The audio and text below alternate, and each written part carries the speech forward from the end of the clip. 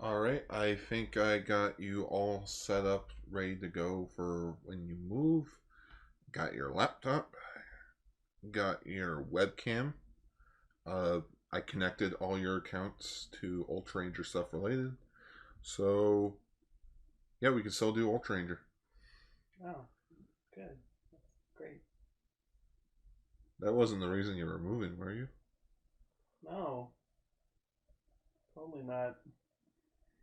Well, in that case, guess we should schwa it. Yep.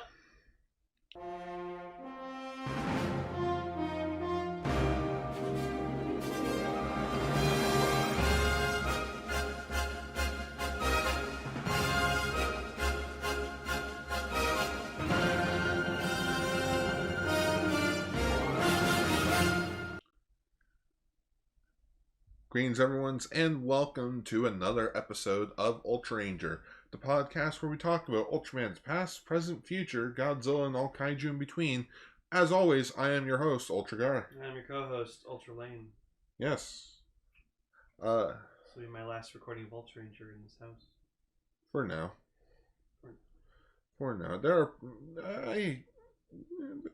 There's at least one episode that I want you on for when you in the studio again. Mm-hmm. But as always, the show must go on, so we prepped ourselves for the last month of because we were really debating on whether or not do we actually have the capabilities of continuing the show until season 4's finale. Yeah. In which we do. Yeah. Yay! Yay! So today we are talking about Ultraseven, episode 23 of Ultraman Dyna, and episode 9 of Ultraman Towards the Future, aka Ultraman Great. Ultraman Great. It wasn't as great as last time. No, I think the last episode is probably the best one we've seen so far. I have a feeling that's where the show peaked. But let's get into some Ultraseven. Woo!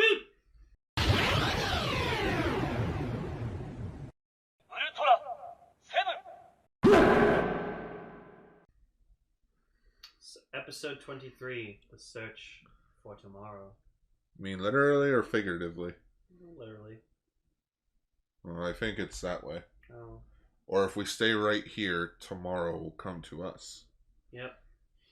So yeah, this episode starts with a guy getting chased by a car. What better way to start off an episode? Yeah, a guy almost getting run over. There's no... You call him a bellhop. He's dressed like a bellhop. Yeah, he's like a fortune teller or something. With his name Esper is powers. Yasui. Yeah, Yatoro Yasui. I think he was supposed to be, they were supposed to think he was an alien, but I don't think he was. I think he was just a guy with, psychic powers. Yeah, he mentioned he had Esper powers. Yeah. Jasmine is an Esper. Oh, take a shot! Yeah, so apparently he has, some information or something, and he has powers to, predict the future, and so he, had a prediction that, this, underground warehouse or something was going to be blown up. 03! Yatsuri! We keep telling you, there's Kamen Rider 0102. There is no 03. Doesn't exist. But, yeah, and so, the Ultra Guard find him. And so they bring him back, and he, tells a fortune or whatever, and he, predicts, what's going to happen. So, a lot of the Ultra Guard are kind of just you're full of shit, old man, whatever. But, Kiriyama's kind of no, guys, we should hear him out. And so he kind of believes him. And it's yeah, it's the search for tomorrow. And so then, Kiriyama goes to his superior officer about it, and he's no, this guy's gotta fucking go. We can't just base shit off of some guy's prediction. He's crazy. Yeah, so they tell him he has to leave, but it's oh, just go back to your apartment. Don't fucking go anywhere. And then, I like that Kiriyama just kind of decides, alright, I'm going to protect this guy. And so he does it in the best way smartest way possible. He, takes a day of absence, a day off, and, his superior officer kind of knows what he's up to. He's oh, you stubborn bastard. And so he goes into a drawer, picks out a gun. He's all right, here you go. Take care of yourself. Don't get killed. For all my times here, I never really looked into this desk here. Oh wow, a gun. Oh wow, a gun. Also, Dan's been away in space for a week. Which I'm headcanon that he went back to the Land of Light just to chill for a week. Yeah, went to hang out with his son. Yeah. Hey, Leo. That's my son over there. Oh, you still being a little shit? Okay, Still, still training in the armor. Okay. Keep up the good work. Yeah. Yeah, because like we saw a group shot and I was like, "Where's Dan?" And Gar's like, "There he is." I'm like, "No, it's not Dan." Yeah. It ended up being Soga, or yeah, it was Soga. Yeah, I was like, "No, that's Which not Dan."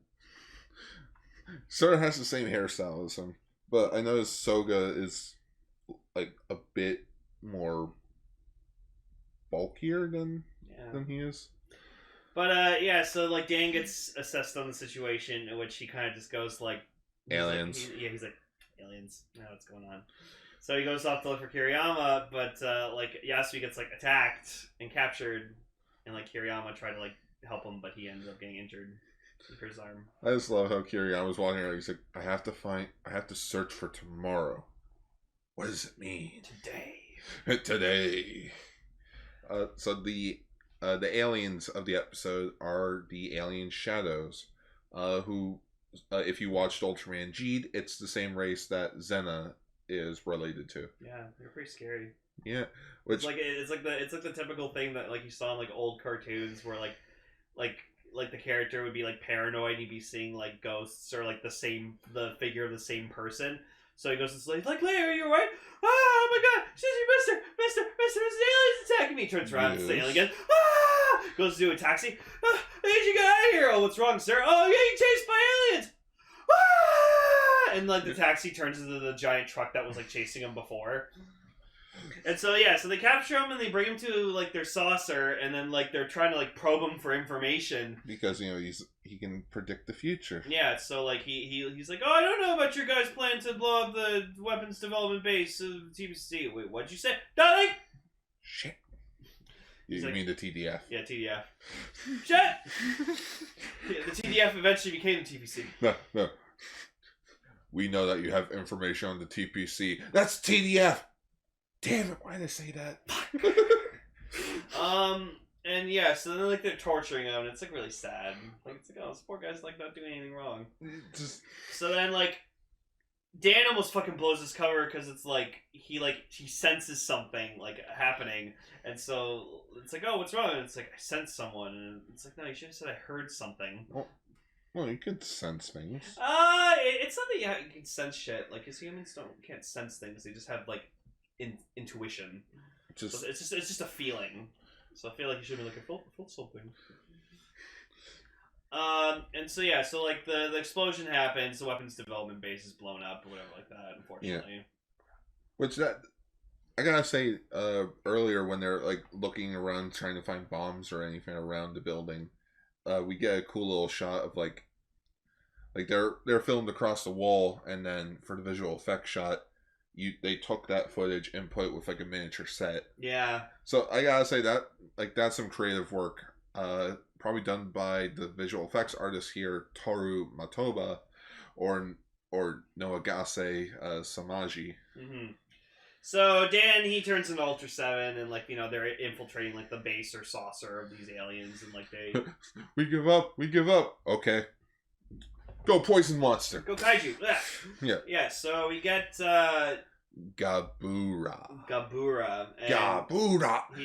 So Gar found out he's just like a reused Goldon suit. Yeah, Goldon from Ultraman. It's like I have to say, probably Gabura was the weakest part of the episode. Yeah. Like, it wasn't bad. It was just sort of just like, we need a kaiju for Ultraseven to fight. Yeah, but Ultraseven fucking decapitated him. It was awesome. Oh, freaking eye slugger. Chops his head off, but then the head starts like floating around. Bites him in the shoulder, and it's like starting to poison him because like Yasui's like, oh, he's poisoned, God poison you! And so like he's just, it's like, oh, it's the saucer. They're controlling the head for the saucer. So like fucking just. What's up the saucer? We surrender.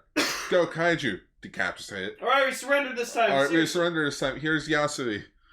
And like Ultraseven picks him up. It's just like, don't worry, you'll be in good care with the TDF. Yeah. They're lying. There's probably another thing happening. Oh, I got so. I like the attention to detail where like they find Dan later, and like you actually notice that he does have like an injury on his shoulder. Yes. So I was like, that's good attention to detail. Also, when Ultraseven busted the mountain there. That was cool. That was a really nice shot. So yeah, it's a simple episode, but like it was a simple episode, but probably the second best episode out of the 3 that we watched for this episode. Mm-hmm. It was just, it's simple. It's a good Kiriyama focus episode. Yeah, no, I'm glad. I like episodes when they focus on the captain. And I even like how the characters learn that, like, maybe we should, like, trust our instincts a bit more. Yeah, and I like the Furuhashi at the end. So it's like, oh, yes, can you tell my fortune? He's like, no, I can't. I lost my ability. What do you mean you lost your ability? Unless you be like shook. I'm like, fucking tell me, am I gonna get late tonight? Oh, I don't know. Give me lotto numbers. Give me the sports almanac. And it's Dan Ultraseven. That's stupid, eh? Dan's just like, oh, Furuhashi, you're full of shit. No, Dan, you're full of shit. Should I say full of ultra shit? I already dealt with one of you guys before. Captain, permission to take my leave of absence. Permission granted, Dan. Thanks. And let's go. Flies off into space, never to be seen. Just and. No, I just see it just. Mary, Ultraseven's on his way. He's here to spend the week with us. Oh man, his bedroom's sort of like we sort of put stuff in there. He's not able to like sleep in his bed without moving stuff. Ultraman don't sleep. Yeah, they do. Just they sleep. Sleep in capsules. It's just a giant capsule. Yeah, I would not doubt if Ultraman sleep in fucking capsules. Their whole way of life is just around capsules. No, I can eat their food by capsules. No, I can just see Ultraseven just has like a room of like punk rock stuff as like a teenager. We just need like a joke where it's like the Jetsons theme but with Ultraman. Here's Ultraman. His friend Zuffy. Ultraseven. Mary, his wife. Ken, the father. Yeah, just the Ultras. The Ultras? Yeah. That'd be a funny thumbnail, actually. It's like the Jetsons, but with like... The Jetsons, but with... the Ultra Brothers. Yeah, there you go. No, I just had that in my head randomly. I'm like, yeah, they're like the Jetsons. Because they eat food capsules. Yeah, they do. And the Jetsons is also, according to Harvey Birdman, set in the year 2004. For 45 minutes, I was out there screaming. George, I'm sorry. Oh, I'm sorry, Jane. Sorry, I could have been killed. We come from the future, from the far off year of 2004. Harvey looks at his calendar. It's 2006. Well, I think it's supposed to be like 2065. Yeah, it's some point in the future. Hell, apparently in one episode of Ultraseven, the time code says 2000. Huh. Like it's like apparently Ultraseven takes place in the year 2000. What the fuck? But according to books published at the time, it takes place in 1980s. But then there are just other times where they just reference 1960s. Oh my god. So what year is it? Yes. Yes. So this is a fun episode, I guess. Yeah. Alright, on to Dyna. Woo! Dyna.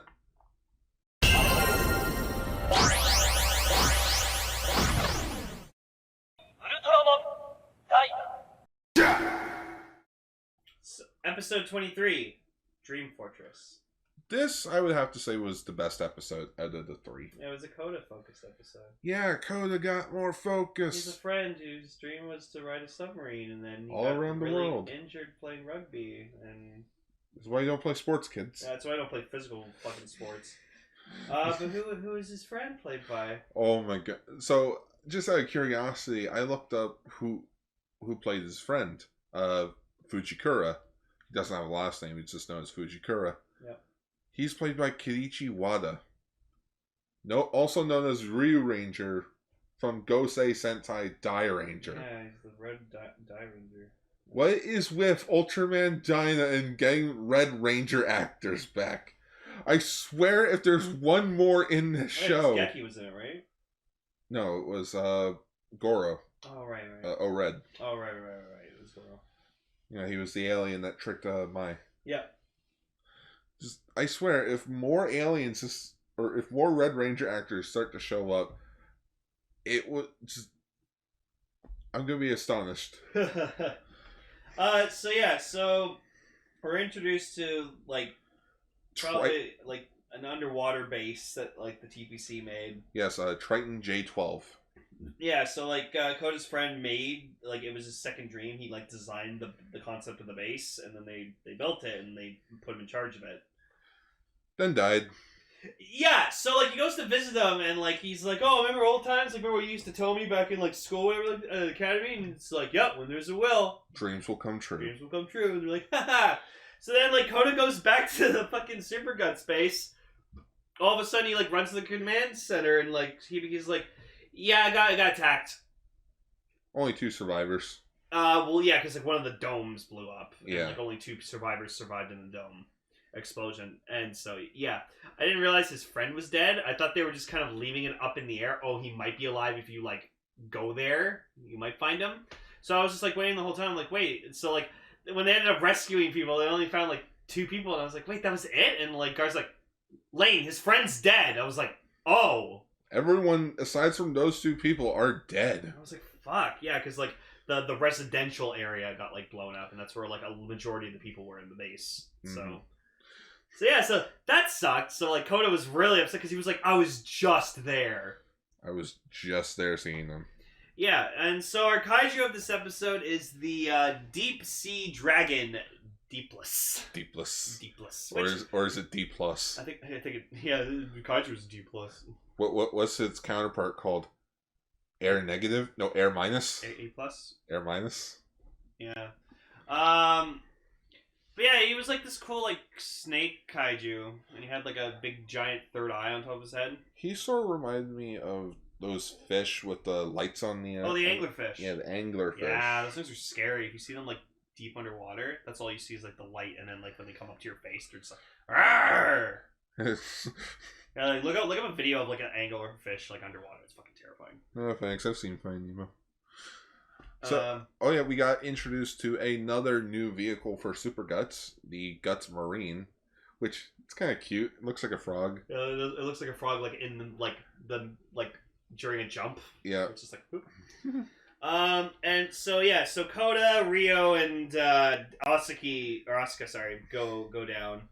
And so it's kind of funny where like Asuka like he getting specific instructions. It's like, okay, your priority is to rescue the survivors. If you encounter the kaiju, ignore it. Just focus on the survivors. And so like they're like, okay. But Asuka, of course, being fucking Asuka, like they encounter it, and it's like, oh, we need to go rescue survivors. No, fuck it, we're going to fight the kaiju. And so like they attack it, but like it doesn't do anything. They almost get themselves killed. Hey, I'm supposed to be the reckless one. But then they find out that apparently the reason D Plus attacked the base in the first place is because they have like some kind of thing called like a pressure shield, which like stops water pressure from happening. Because like if you go deep enough underwater, like the pressure can hit you and it can like crash on you hard. You will die. Yeah. So like if you took like a submarine and you put it as deep into the ocean as you possibly could, eventually it'll be like crushed into like a. Yeah, because the weight of it will just. Yeah, it'll crush upon itself. Which now I'm thinking, say you get the deepest part of the ocean and you remove the water there. If you just go all the way down, would you still be crushed by the density? I don't think so. I don't know. I wouldn't know how it works. But that's why like they always recommend like when you're going deep sea diving, it's like don't go too far. Like this is like past the point of no return. That's why like. There are still, like, apparently, like, thousands, maybe, like, even millions of, like, creatures in the ocean that we don't know anything about yet. Still don't know, because they live in, like, the deepest parts of the ocean. So, I sort of like that about Ultraman Dyna, especially when they did the Geofront stuff, like the Geofrontier. Yeah. It's like, well, all these people are going out there into space where we don't even know our own planet yet. Mm-hmm. And here we have a base underwater. Yeah. Which it is a nice looking base. It is, yeah. It's just, I don't know what the purpose of an underwater base would be. I don't know. I feel like what you do is you, like, did what the Guts team did in Tiga. So like a base that's like rises above water, yeah. Like how it rises above the water. Yeah, that sort of makes a bit more sense. Yeah, so the pressure shield that they have, that's the thing that's like attracting Deepless, because like I guess it like sends off like a signal that like bothers it. So the their vehicle that they're in also has, the Guts Marine also has a pressure shield, and then because they had to turn it on, Deepless is attracted to them, and so like it almost kills them. So then like Coda's like, oh, we have to take the shield off or else it'll keep chasing us, and then like they find a way to like bury it under some rocks like temporarily while they like go to the base, but then like they have to reactivate the shield so they don't die in the base. And it's cool, like at one point like the door's locked and like they use plastic explosives to like open it, which I like that. It kind of remind me of like the door breach from Star Wars when like the stormtroopers first show up. Yeah, so they rescued 2 survivors, and then like because they turned the shield back on, D Plus got attracted to it and went towards them. So Asuka, being Asuka, decided to just take the Guts Marine himself, try to fucking like distract it. Yeah, because Koda and Asuka went to go get the survivors, and once they got them, Ryo came in to get them out. Yeah. But then like Asuka got like blown up in the Guts Marine. I do have to give Asuka credit, though. Koda was ready to sacrifice his life to beat this thing, because, chances are, friend's dead, you were just there. He's probably not thinking straight. No, he was, yeah. And Asuka knows, well, if I turn to Dyna, I can beat this thing. Yeah. I'm not going to let an innocent coworker, it's episode 23. I'm not going to let one of my friends go out there and kill themselves. Yeah, and I like that. When I can take this thing on. Yeah, and I like there's a line that, like, Asuka says, like, to Koda, he's like, oh, you're being reckless, and Koda just looks over at him, and he's just like, Look who's talking. Like, he's like, I don't want to hear that coming from you. If there's a when the person's character trait is like the opposite, there's a problem. Yeah. So Asuka turns into Dyna, and like it's pretty cool. Like Koda like thinks that like Asuka like got killed in the explosion. So it's the explosion. Hell, we even get like a scream from Ryo, which was like really genuine. Oh right, when the D plus was on his way towards him. Yeah, she's just like she's screaming in like it's not like no, she is screaming in terror. She screeches, yeah. So then we see Dyna, and we get like a nice fight underwater. So it's cool. I mean, like it's just rocks everywhere, blue tint, and some smoke machines. Hey, it's a good change of pace for one episode. Just what do we do? Have it underwater. And D Plus like almost kicks his ass. Well, yeah, because I'm guessing Ultraman Dyna has never really had to fight underwater before. Yeah, and like so he turns strong to like kind of get loose from him because he's like coiled up around him, and then like. Yeah, it's like going towards them or whatever like that, D plus, and then all of a sudden you just see fucking just a beam come out of nowhere, blow the fuck up at a D plus, and I swear to God, I thought Dyna was just gonna like give him like the middle finger, just being like, "Fuck you." That's what you get. So then they like Ultraman like Dyna helps them get back up to the surface. And it's like, oh man, we gotta look for Asuka, and then like cuts to Asuka like on like a life raft above water. He's like, okay guys. I'm good. Right.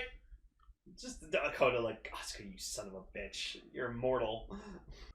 And yeah, then the episode ends with like Koda and Asuka just kind of having a moment under the stars, even though it's clearly blue screen. Yeah. But like, he's like, man, my friend might be dead, but at least you got to achieve his dream. What the fuck, man? Can't end an episode like that. Yeah, I could have died. I could have died, man. So this is a nice episode. Like it showed like Koda how much like a friendship can like really drive a person, and like how like someone's sudden death can kind of cloud your mind. Got some new vehicles. Yep. New vehicles, different change pace. Yep. Focused on one of the members. Now to great. Ultraman. Great. So episode 9, the Biosphereans. What happened? We were going off on a good start. We had 2 good episodes. It's because Sandy wasn't in this episode. Oh, that's right. Sandy wasn't in the new appointed member, Buma. Like, where's Sandy? Hashtag like, the Forbidden Forest was, like, interesting, and Yeah. and then Bitter Harvest was also a good probably a better episode. Then you have episode 9, the Biosyrians. It was boring. Yeah, it was like basically just like about like this plant alien life form or some shit that like fused with a computer and like promised like this woman who was like working on this environmental project that like, oh yeah, we'll like grow all these fucking plants and we'll improve the world, but like he was kind of bullshitting. You said you were going to help us. I lied. Yeah, you see like on the computer screen at one point it just says like to her, I lied, and then kills her. Hey, Terminator 2 wants its joke back. I lied. And so like yeah, so like it starts with like this guy like acting for a commercial, and then like he sees this plant, he starts touching it, and I'm just like Gar can vouch for me, like I was yelling at the screen like stop touching it, and then he dies. He's dead, never brought up again. Yeah, and then like fucking Lloyd like grabs one of these plants as an example, and like brings it back to the base, and he starts touching it. I'm like, stop touching it! Don't touch. Did you ever watch the fucking PSA with like the two mice who are like find the mousetrap with the cheese, and it's like, don't touch it if you don't know what it is. I honestly think that PSA came out after this. No, yeah, probably. But like, fuck. And so, like, I don't know, Arthur's at a meeting, and like he's trying to be like, oh, we should like investigate like this missing person, and like the even Crankerstein, I think her last name was. Yeah, Dr. Crankstein. Dr. Crankstein. She's just like, I'll show you my shit, it'll be fine. He's like, oh, we'll see.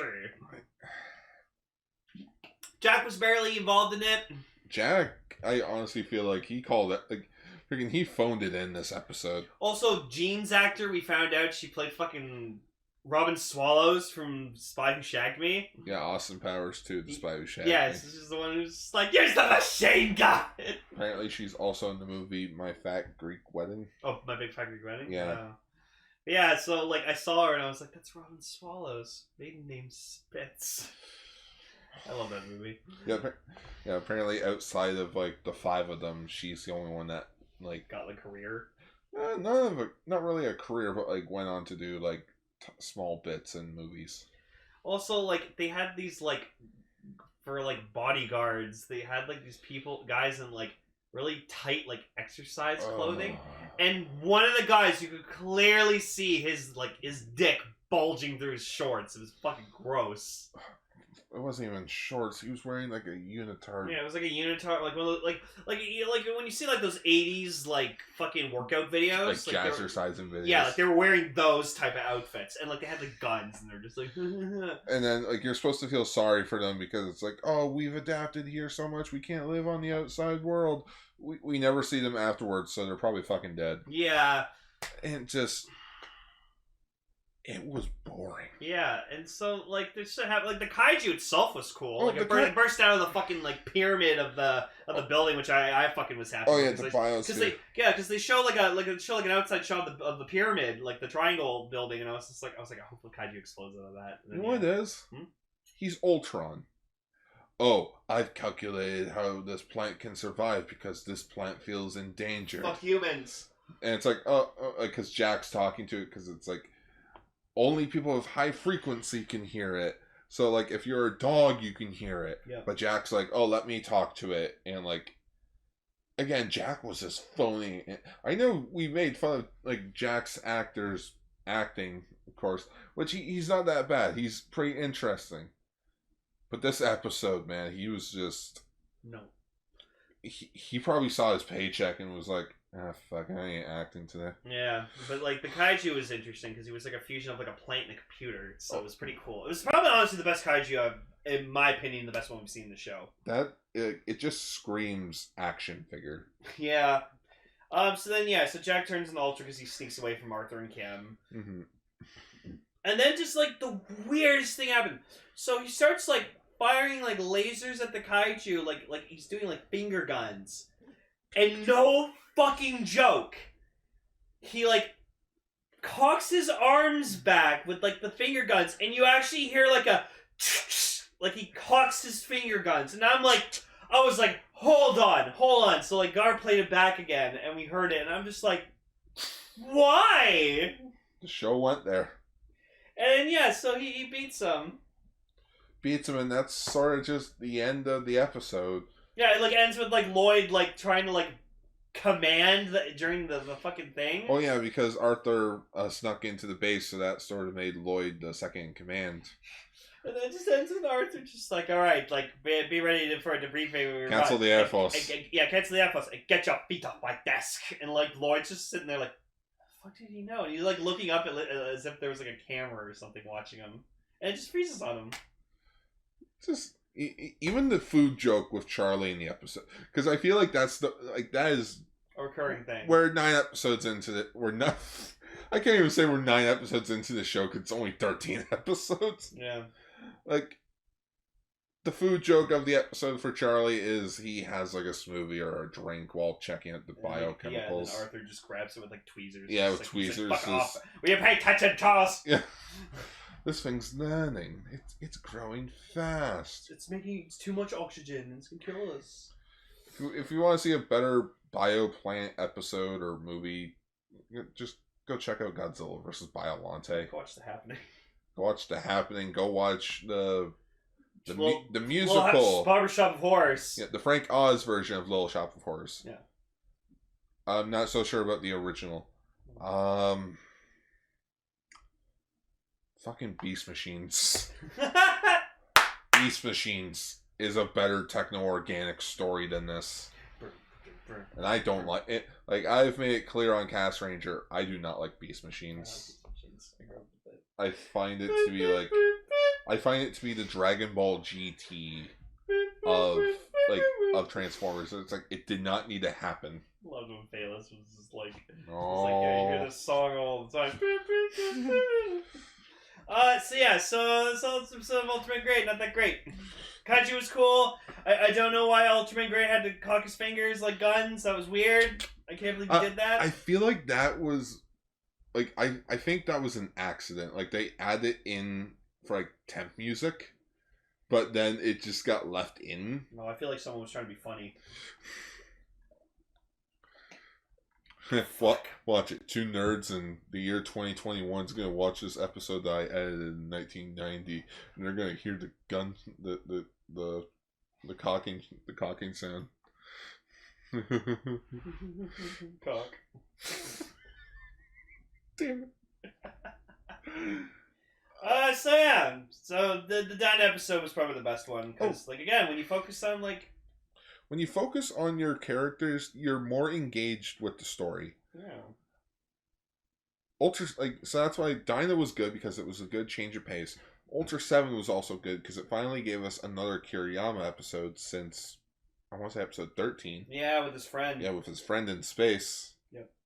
And then Great was just. Come on, guys! You're getting good. Now you're falling back. You know what? That's it. 2 steps forward, 1 step back. So maybe the finale will be good. No, because think of it. Episode 10 and 11. And then 12 will be shit, and then episode 13 will be like, yeah, good finale. Because think of it, episodes 1 and 2, really good. Episode 3, shit. I hope Charles gets like the last word in on the finale. All's well ends well, guys. Shut up, Charles. Episodes 4 and 5, pretty good. Episode 6 was super good. It's kind of eh. Yep. So yeah, Ultraman Greats, 2 steps forward, 1 step back. Yep. What are the odds? 3, 6, and 9 are all terrible episodes. Well, what do you know? Well, what do you know? That means episode 12 is probably going to suck. Anyways, this has been Ultraranger, episode 151. Deep Sea Ultras. Yep, Deep Sea Ultras. Ultras in water. Deep Sea's Ultras. And we'll see you all next time. And as always, schwa for now. Schwa for now.